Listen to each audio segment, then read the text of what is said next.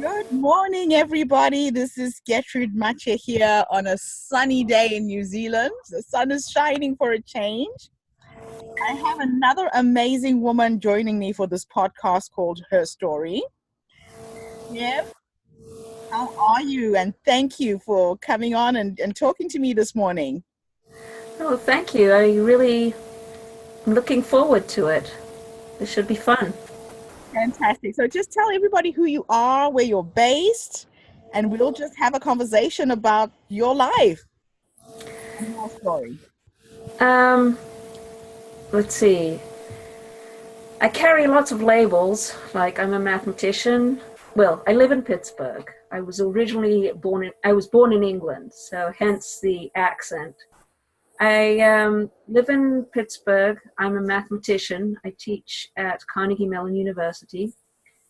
I'm also a mother, a textile artist, a writer, and more than a decade ago, I suffered a brain injury which really transformed my life. I mean, it was a total nightmare when it happened and a few years after, but I have no regrets. It made me who I am, and I'm very happy with who I am.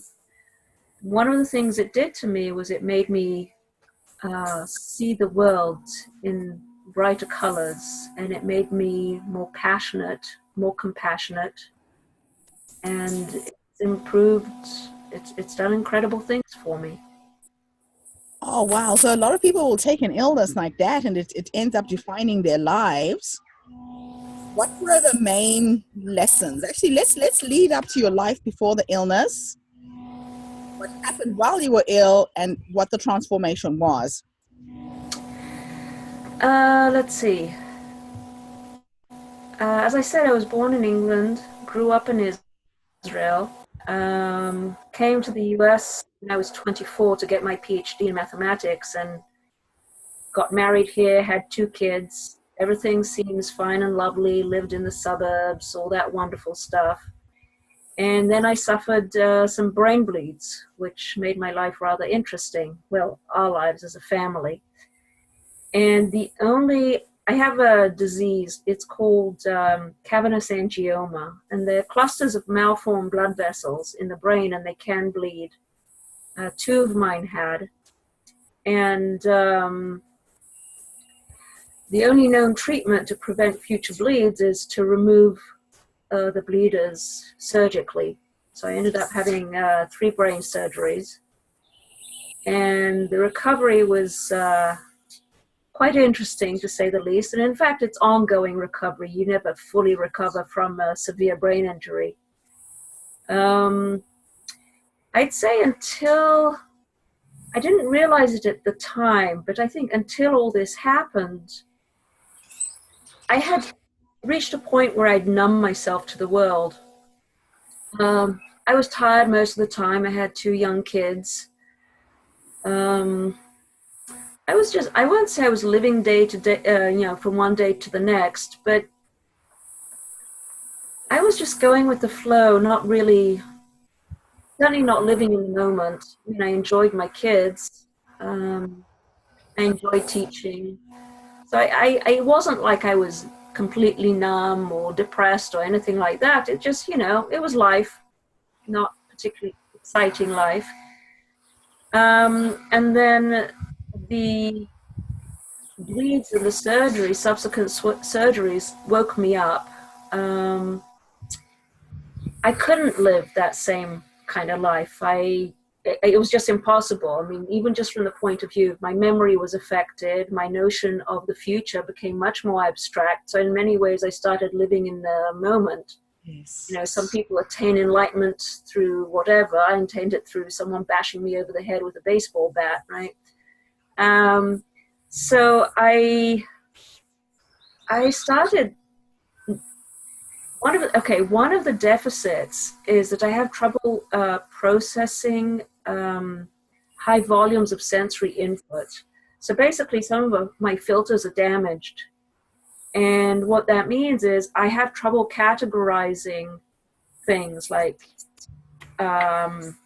the noise from a train versus the noise from a conversation nearby. They all have the same impact on me. So details come in at too fast for me to process. Oh, wow.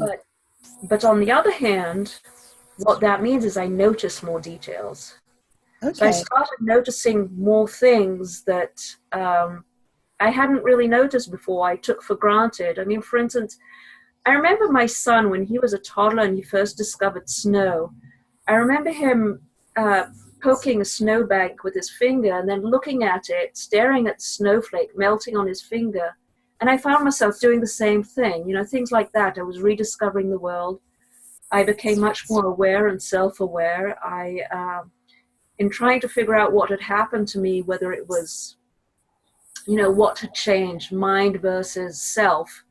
I don't know, some people refer to it as soul or essence or whatever. I learned a lot about myself. And when I was trying to understand what was going on, I started writing. So I discovered writing, became passionate about it. I also became a much better teacher. I used to enjoy teaching, but now I had to take a crash course in asking for help. And when you expose yourself and your vulnerabilities, people tend to open up to you. I started forming much deeper bonds with people, and I connected better with my students.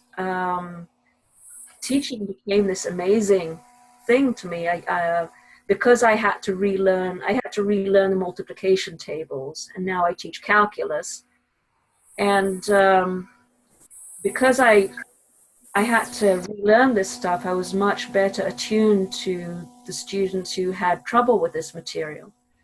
So between connecting better with the students, I became better able at, I also became better able at addressing different ways of thinking, because my linear thinking skills were damaged, so I had to learn other ways of thinking.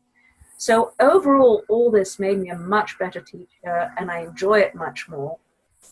And as I said, I also discovered writing, which I didn't have before. I mean, last time I wrote was as a teenager, writing essays for school. And my initial writing was about, I wanted to help myself understand what was going on. And then I wanted to help other people going along a similar journey. And I wanted to help, friends and family understand what was happening to me, because it's very much an invisible disability. Yeah. But as time went on, sorry, what? Something really interesting about when you opened up your vulnerability, people opened up to you. Now, I just want you to re-emphasize that, because a lot of people don't know how to be vulnerable or are afraid to be. And it as a sign of weakness. Right. How that empowered you? How your vulnerability empowered you to get the support you needed to get better? Well, it was interesting. That in itself was a journey, because I had trouble asking for help. But I had no choice.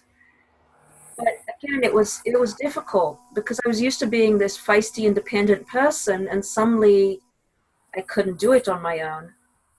And I started out by asking close friends and family, and then I broadened my, as I ventured more into the world, as I healed and I was able to venture, I was in situations where I had to ask friends rather than just close friends. And then I had to accept help from acquaintances. But I still didn't ask my kids for help. I wanted to protect them. How old were your children at the time? 13 and 15. Okay. But again, it reached a point where I had to, and I realized I was doing them a disservice, being disrespectful. So that was, again, it was a process, learning how to do this. It wasn't easy, but now I open my mouth and it all comes out like, it just, you ask me a question about it, it's out there. I mean, my students hear about it, things like that. It's just, it's part of who I am. If there's no question in my mind that I want to form bonds with people. It's just, again, part of who I am now.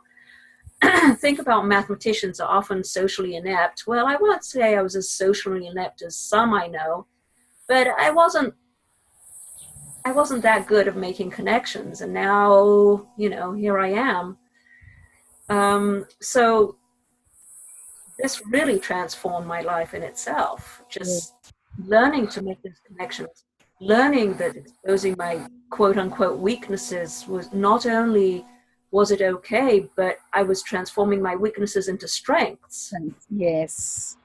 So I can't emphasize enough just how important it is to, this is back to telling your story, listening to other people's stories. This is so big. This is so important. I mean, if you don't listen to other people's stories, if you don't allow them to tell their stories, you're dehumanizing them in some way. You're only allowing people to see you're only allowing yourself to see the label. Yes. You're not looking past the label. Yeah, because you also said in the beginning that I wear many roles. So you have had a lot of labels in your life besides being a mother, a wife, an artist, a mathematician. We wear these labels and they end up defining who we are. Right, exactly. So I always say that I carry all these labels, but they don't define who I am. I'm much more than my labels. Yeah. And that the only way to show people that I'm beyond that is I have to tell my story. And by telling my story, I'm allowing other people to tell theirs. Yes. And I feel as a writer, I have at the very least an obligation to tell stories, whether it's my own or other people's, because that's part of our humanity. Yeah. I mean, especially in this day and age, it's become even more important, especially, with not just in the States, all over the place. Yeah. So if you were to end with 3 things you would tell somebody else who finds themselves in a situation where you were, where their health is compromised, they're literally having to relearn everything they knew, what would you say? In 3 words? Oh, 3 things. You can do it in 3 words if you like. 3 things. Let's see. Know that you're not alone. That's a biggie. Yes. Don't be afraid to tell your story.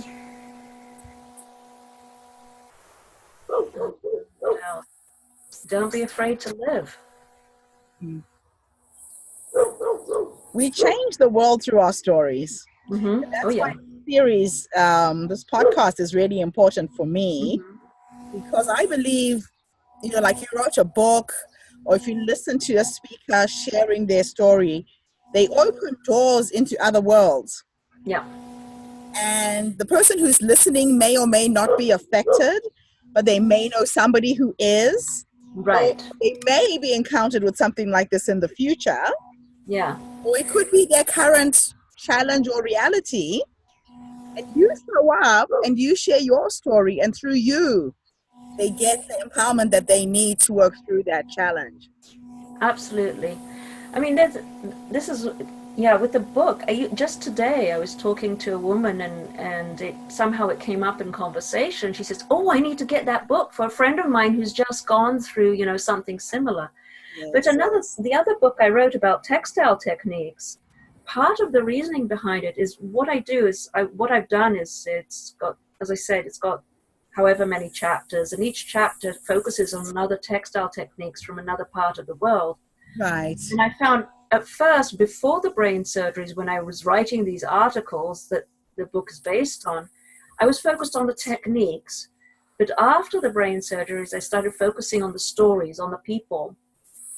And again, we're back to, so I'm telling these people's stories, And by doing that, I feel like I'm stripping away the label stranger, because these are people too. These aren't these ancient textile techniques that no one does anymore. All the ones I've covered are ones that are still being applied. Yeah. And these are people too. And not only that, as you well know, textiles again are such an integral part of our human condition. And textile traditions connect us with each other and with our past, connect past to present. And, these are important things. And, so anyway, I feel really passionate about this stuff. I'm going to end this podcast today with an African quote in my language. There's a proverb that says, and it basically interpreted means friendships and relationships are like the threads of a piece of fabric. Yeah. And they're normally bound together with the breaking of food. So thank you so much for giving us a thread to this story. It's going to be an amazing tapestry of stories from women from all over the world who are different but more alike than we think. Yeah. Our differences are very, very limited, but our life experiences are more common than we think. Yeah. So thank you so much, Deb. It's been a real honor talking to you this morning. Thank you so much. Yeah, thank you. It's been fun.